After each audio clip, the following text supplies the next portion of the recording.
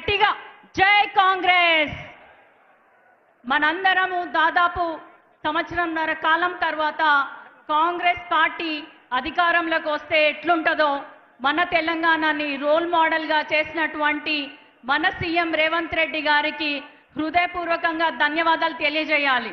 ఎందుకంటే మొన్నటికి మొన్న మేము ఏఐసిసి మీటింగ్ అని అహ్మదాబాద్ పోయినప్పుడు అక్కడంతా బూటకపు గుజరాత్ మోడలే ఉంది. అక్కడ ఎక్కడ కూడా అభివృద్ధి అనేది జరగలేదు.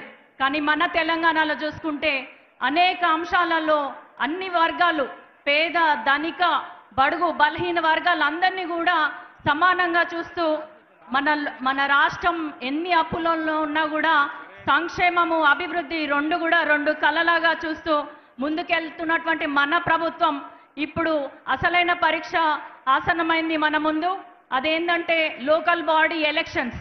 ఇప్పుడు ఇవెందుకు స్థానిక సంస్థ ఎలక్షన్స్ ఎందుకు అవసరం అంటే ఎందుకు మనం ప్రతి చోట గెలవాలి, ప్రతి ఊరు వాడ గ్రామం మండలం నియోజకవర్గం మొత్తంలో కాంగ్రెస్ జెండా ఎందుకు ఎగరాలంటే మన ఫౌండేషన్ స్ట్రాంగ్గా ఉంటే తర్వాత 2029లో కూడా ఇక్కడ రెండోసారి మన ప్రియతమ నేత మన సీఎం రేవంత్ రెడ్డి గారు రెండోసారి సీఎం అవుతారు.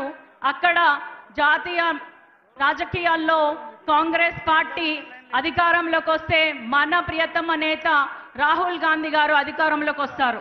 ఎందుకు అవసరం అంటే ఇక్కడ పార్లమెంట్లో మనకున్నటువంటి బీజేపీ ద్వయం అమిత్ షా గారు మరియు మోడీ గారు ఎంతసేపు మతోన్మాదాన్ని నమ్ముకున్నారు.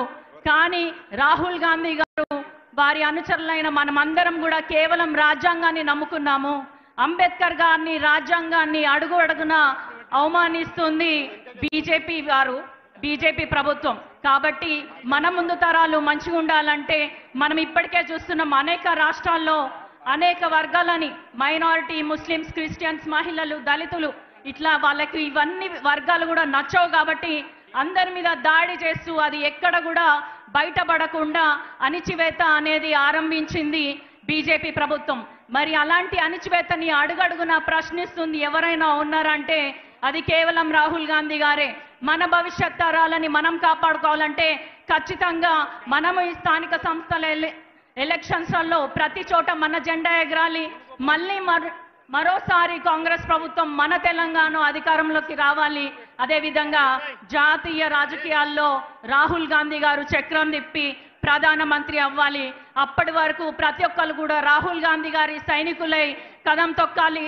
గత 10 ఏళ్లలో కడుపు కట్టుకొని పనిచేసిన ప్రతి ఒక్క కార్యకర్త ఇంకో 5 ఏళ్ళు ఇదే విధంగా కష్టపడి మన ప్రభుత్వాన్ని మన పార్టీని మరింత పటిష్టంగా చేసుకోవాలని మీ ఆడబిడ్డగా ప్రతి ఒక్కరిని వేడుకుంటూ సెలవు తీసుకుంటున్నాను.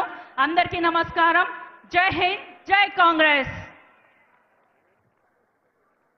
ఇప్పుడు వేములవాడ శాసనసభ్యులు ప్రభుత్వ విప్ ఆది శ్రీనివాస్ గారిని మాట్లాడాల్సిందిగా విజ్ఞప్తి చేస్తున్నారు.